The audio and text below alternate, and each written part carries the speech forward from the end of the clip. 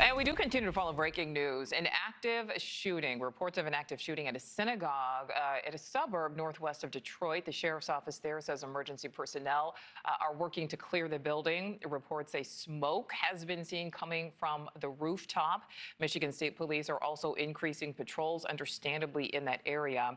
The synagogue, Temple Israel, has 12,000 members, according to its website.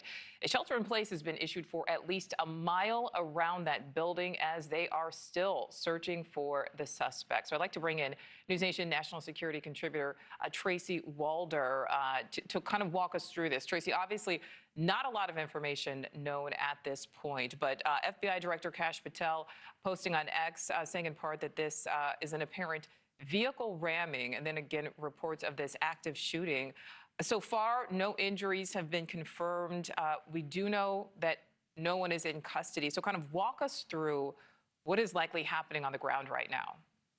I mean, I think the biggest thing on the ground as to whether or not this threat essentially has been neutralized and how many people were members of this threat. So it sounds to me like authorities were probably able to engage with this suspect if they used a vehicle to ram the facility. I think the bigger thing too is they're also trying to identify whether or not there are other threats, potentially simultaneous threats going on to other Jewish places of worship and facilities across the U.S. So Tracy, again, when I mentioned, right off the top, talking about the FBI director posting on X, so we know obviously federal agencies involved here. How do all of the different agencies coordinate in a situation like this?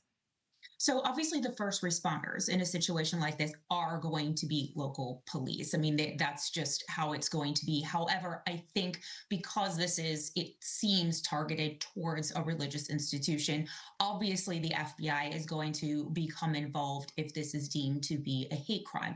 And the biggest role that I think the FBI would be engaging with here is looking for those additional threats. They can do things a lot quicker than local law enforcement, but local law enforcement will be really going through the evidence and apprehending any suspect. I believe this particular temple was picked. It represents 1% of the entire Reform Jewish population in the U.S. So it's just to put that in perspective, it's very large.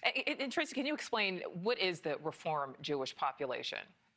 So I'm Reform Jew, so it's Reform, Conservative, and then Orthodox. And typically we're on the more casual side, I guess, if you will, of being Jewish. And so this temple is very massive. It calls itself the largest synagogue in the U.S. And honestly, I believe that to be true. And so I think, in my opinion, if this is viewed to be in some kind of retaliation, I think it was picked for that purpose because it is so large. Yeah, again, 12,000 members, according to the website, Tracy.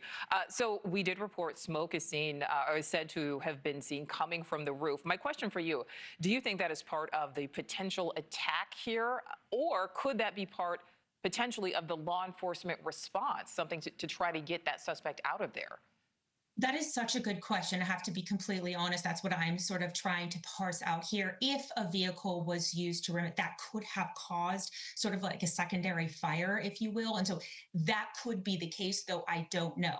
However, if this suspect is barricaded somewhere and essentially police are trying to coax this individual out, you're absolutely right that it could be a result of that. I do see that it looks like fire is responding, but fire wouldn't necessarily be able to respond until they can neutralize the active shooter. So that's the part I'm trying to figure out as to whether this was because of the vehicle or is this something secondary.